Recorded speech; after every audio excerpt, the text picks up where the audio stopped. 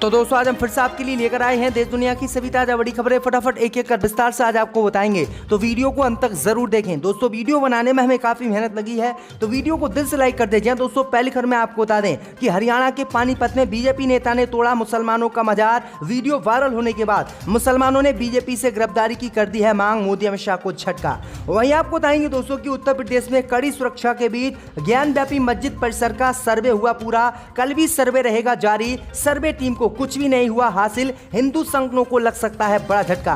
वहीं आपको बताएंगे दोस्तों की एनसीपी सुप्रीमो शरद पवार को ट्विटर पर मिली जान से मारने की धमकी, पुलिस में एनसीपी ने शिकायत कराई दर्ज।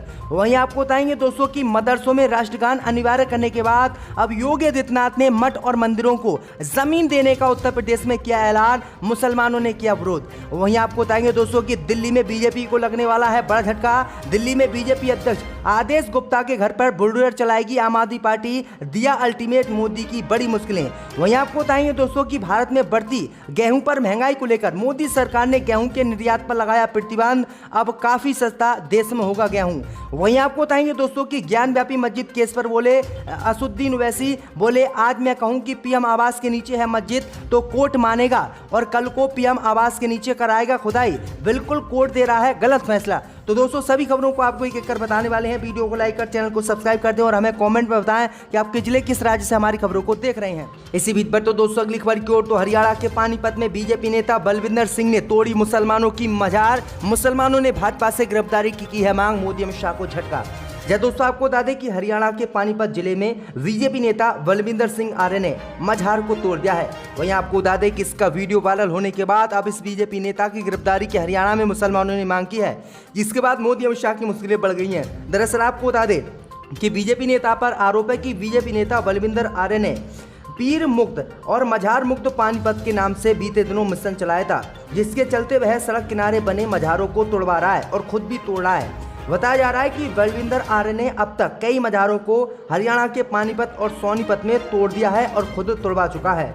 अब जो वीडियो मजार तोड़ने का वायरल हो रहा है वो पानीपत के सेक्टर 6 स्थित है, जिसको बलविंदर सिंह आर्य ने खुद अपने हाथों से तोड़ा है। मैं आपको बता दें कि इससे पहले अल्ताफ हुसैन गाजी नगर में भी इसने एक मजार को तोड़ा था। तो ये बड़ी अपडेट आई दोस्तों की लगातार ये मजारों को हरियाणा के सोनीपत पानीपत में तोड़ा है, लेकिन इस पर कोई कार्रवाई नहीं की जा रही है। दोस्तों आपकी क्या राय इस खबर पर हमें कमेंट में जरूर बताएं। इसी बीच पर तो दोस्तों अगली खबर की ओर, तो कड़ी सुरक्षा के बीच ज्ञानव्यापी मस्जिद परिसर का सर्वे हुआ पूरा, कल भी रहेगा जारी। यह दोस्तों आपको बता दें कि यूपी के वाराणसी में ज्ञानव्यापी मस्जिद और श्रृंगार गौरी परिसर में ज्ञानव्यापी मस्जिद के अंदर वीडियोग्राफी सर्वे का काम पूरा आज हो गया है।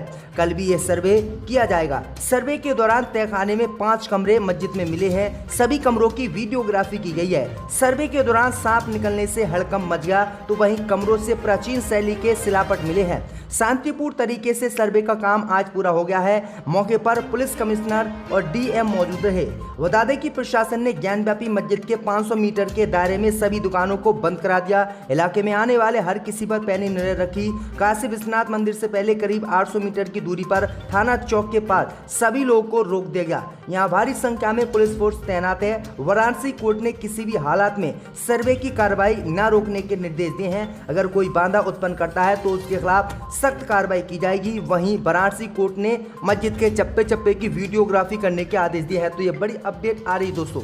इसी बीच पर तो दोस्तों अगली खबर की ओर, तो दिल्ली में बीजेपी को लगने वाला है बड़ा झटका। दिल्ली बीजेपी अध्यक्ष आदेश गुप्ता के घर पर बुलडोजर चलाएगी आम आदमी पार्टी, दिया अल्टीमेट। जी दोस्तों आपको बता दें ये बड़ी खबर सामने निकल कर आई दोस्तों की बुलडोजर की कार्रवाई को लेकर बीजेपी को आज बड़ा झटका दिल्ली में लगने वाला है। दरअसल आपको बता दें कि आम आदमी पार्टी ने दावा किया है कि अगर शनिवार सुबह 11 बजे तक दिल्ली बीजेपी अध्यक्ष आदेश गुप्ता के घर अवैध अतिक्रमण पर अगर कोई कार्रवाई नहीं होती है तो आम आदमी पार्टी खुद बुलडोजर लेकर आदेश गुप्ता के घर का अतिक्रमण तोड़ेगी। आपके नगर निगम प्रभारी दुर्गेश पाठक ने कहा है कि पूरी दिल्ली में बीजेपी ने तबाही मचा रखी है। दिल्ली वालों को उनके लोग धमका रहे हैं कि 5-10 लाख दो वरना घर तोड़ देंगे। गरीबों की कॉलोनियों को तोड़ा जा रहा है, लेकिन एक भी बीजेपी नेता या एमसीडी के कर्मचारी के घर पर बुलडोजर नहीं चला, जिन्होंने मिलकर ये सब अवैध निर्माण कराया है। आम आदमी पार्टी ने कहा है कि बीजेपी नेता आदेश गुप्ता के घर पर अवैध निर्माण हुआ है। उन्होंने अतिक्रमण किया है, स्कूल की जमीन पर कब्जा करके उन्होंने अपना ऑफिस बनाया है। हमने मेयर और कमिश्नर को आधिकारिक तौर पर शिकायत की, लेकिन उनकी हिम्मत कार्रवाई की नहीं हुई है। अरविंद केजरीवाल ने कहा है कि अगर बीजेपी अध्यक्ष आदेश गुप्ता के घर पर बुलडोजर नहीं नहीं चलाया गया तो आम आदमी पार्टी अपना बुलडोजर लेकर जाएगी और आदेश गुप्ता के घर को तोड़ेगी। तो ये बड़ी अपडेट आई दोस्तों कि दूसरों के घरों पर बुलडोजर चलाकर बुरी तरह से दिल्ली में भाजपा अब फंस गई है। इसी बीच पर तो दोस्तों अगली खबर की ओर तो एनसीपी सुप्रीमो शरद पवार को मिली ट्विटर पर जान से मारने की धमकी, महाराष्ट्र सरकार में मचा हड़कंप। या दोस्तों आपको बता दें कि राष्ट्रवादी कांग्रेस पार्टी के अध्यक्ष शरद पवार को सोशल मीडिया पर जान से मारने की धमकी दी गई है। राज्य सरकार ने इसे गंभीरता से लेकर आरोपी के खिलाफ कार्रवाई करने के आदेश दिए हैं। वहीं एनसीपी, कांग्रेस और शिवसेना ने इसकी कड़ी निंदा करते हुए भाजपा पर निशाना साधा है। वहीं आपको बता दें कि ट्विटर पर बीते 11 मई को शरद पवार का जिक्र करते हुए मराठी भाषा में उन्हें जान से मारने की धमकी दी गई थी। इसमें कहा गया है कि बारामती के गांधी और बारामती के लिए नाथुराम गोडसे तैयार करने का समय आ गया है। आरोप है कि निखिल भमारे नामक के व्यक्ति ने ट्वीट किया है और इसके बाद कई लोगों ने रीट्वीट की है। तो ये बड़ी अपडेट आ रही दोस्तों कि ये व्यक्ति अब शरद पवार को महाराष्ट्र में जान से मारना चाहता है। इसी बीच पर तो दोस्तों अगली खबर की ओर तो उत्तर प्रदेश में योगी ने मठ और मंदिरों को जमीन देने का किया ऐलान, मुसलमानों को झटका। जी हां दोस्तों आपको बता दें कि उत्तर प्रदेश के मुख्यमंत्री योगी आदित्यनाथ ने मठों और धार्मिक संस्थानों के लिए बड़ा ऐलान आज उत्तर प्रदेश में किया है। अपने वाराणसी दौरे के दौरान सीएम योगी आदित्यनाथ ने कहा है कि अयोध्या में मठों, धार्मिक संस्थाओं को जमीन उपलब्ध कराई जाएगी और इसके लिए सरकार तैयारी कर रही है।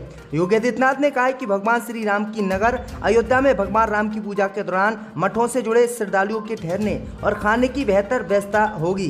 गौरतलब है कि 3 दिन पहले ही अयोध्या नगर निगम ने भी मठों और धार्मिक धर्मशालाओं के लिए टैक्स में छूट देने का ऐलान किया था और इसके बाद योगी ने कहा है कि उत्तर प्रदेश में मंदिर और मठों के लिए सरकार जमीन देगी। तो ये बड़ी अपडेट आई दोस्तों कि स्कूल, कॉलेज और अस्पतालों के लिए तो योगी सरकार जमीन उत्तर प्रदेश में उपलब्ध नहीं कर पाई, लेकिन अब मठ और मंदिरों के लिए जमीन देने के लिए तैयार है। तो ये बड़ी अपडेट आई दोस्तों, आपकी क्या राय इस पर हमें कॉमेंट में जरूर। इसी बीच पर तो दोस्तों अगली खबर की ओर तो भारत ने गेहूं के निर्यात पर लगाया प्रतिबंध, बढ़ते रेटों को लेकर लिया है फैसला। या दोस्तों आपको बता दें कि मोदी सरकार ने भारत में तत्काल प्रभाव से गेहूं के निर्यात पर प्रतिबंध आज लगा दिया है। केंद्र की मोदी सरकार ने शुक्रवार देर रात एक अधिसूचना जारी कर इस बात की जानकारी दी है। स्थानीय कीमतों को काबू में रखने के लिए यह कदम उठाया गया है। आपको बता दें कि भारत दुनिया का दूसरा सबसे बड़ा गेहूं उत्पादक देश है। सरकार ने कहा है कि पहले ही जारी किए जा चुके लेटर ऑफ क्रेडिट के तहत गेहूं निर्यात की अनुमति रहेगी। फरवरी के अंत में रूस द्वारा यूक्रेन पर आक्रमण करने के बाद से काला सागर क्षेत्र से निर्यात में गिरावट के बाद वैश्विक खरीदारी गेहूं की आपूर्ति के लिए भारत की ओर रुख कर रहे हैं और हम किसी भी कीमत पर अब गेहूं दुनिया भर के देशों को नहीं देंगे, क्योंकि गेहूं की कीमत लगातार भारत में बढ़ रही है और इसे काबू करने के लिए हमें ये कदम उठाना पड़ा है। तो ये बड़ी अपडेट आ रही है। इसी बीच पर तो दोस्तों अगली खबर की ओर तो ज्ञान व्यापी मस्जिद केस पर बोले असदुद्दीन ओवैसी, कहा मैं कहूंगा कि पीएम आवास के नीचे मस्जिद है तो कोर्ट मानेगा और खोज सकेगा। जी दोस्तों आपको बता दें कि ज्ञान व्यापी मस्जिद केस को लेकर आए कोर्ट के आदेश को एआईएमएम के प्रमुख असदुद्दीन ओवैसी ने गलत बताया। उन्होंने कहा कि जज का फैसला गलत है। आगे असदुद्दीन ओवैसी ने कहा कि राष्ट्रीय स्वयंसेवक संघ और भारतीय जनता पार्टी से जुड़े लोग देश में तमाशा कर रहे हैं। देश आस्था से नहीं बल्कि संविधान से चलेगा। उन्होंने ये बातें गुरुवार को Hindu news channel ABP news पर दी है। उन्होंने कहा कि जिस तरह से कोर्ट के आदेशों का उल्लंघन ये लोग कर रहे हैं और कोर्ट भी अब गलत फैसले सुना रहा है। तो ये बड़ी अपडेट आ रही है। असदुद्दीन ओवैसी ने कहा कि अगर मैं आज कहूं कि पीएम आवास के नीचे मस्जिद है तो क्या कोर्ट मेरी बात मानेगा, और कोर्ट मेरी बात मानकर क्या पीएम आवास के नीचे की खुदाई कराएगा। जिस तरह से मस्जिद की खुदाई हिंदू संगठनों के कहने पर कोर्ट करा रहा है। तो ये बड़ी अपडेट आ रही, बड़ी बातें ओवैसी। इसी बीच पर तो दोस्तों अगली खबर की ओर तो तमिलनाडु के शिक्षा मंत्री ने दिया विवादित बयान, बोले हिंदी बोलने वाले हमारे यहाँ बेचते हैं पानीपुरी।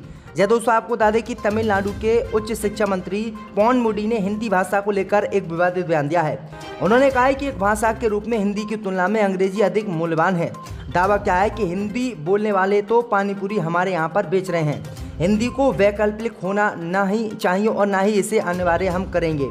हिंदी भाषा को लेकर देश में छिड़े संग्राम में तमिलनाडु के शिक्षा मंत्री भी कूद गए हैं। उन्होंने साफ तौर पर कहा है कि जो लोग हिंदी बोलते हैं वो तमिलनाडु में आकर हमारे यहाँ पर पानीपुरी बेच रहे हैं, क्योंकि बीते ही दिनों गृह मंत्री अमित शाह ने कहा था कि अंग्रेजी की जगह हिंदी को वैकल्पिक भाषा के रूप में चुना जाना चाहिए, क्योंकि हिंदी देश की भाषा है। तो ये बड़ी अपडेट आ रही दोस्तों। इसी बीच पर तो दोस्तों अगली खबर की ओर तो सोनिया गांधी ने आरएसएस और भाजपा पर बोला हमला। कहा आरएसएस और भाजपा की नीतियों की वजह से देश चुनौतियों का सामना कर रहा है। या दोस्तों आपको बता दें कि कांग्रेस अध्यक्ष सोनिया गांधी ने प्रधानमंत्री मोदी पर तीखा प्रहार किया है और आरोप लगाया है कि उनके न्यूनतम सरकार अधिकतम शासन का मतलब लगातार ध्रुवीकरण करना और डर का माहौल बनाना है।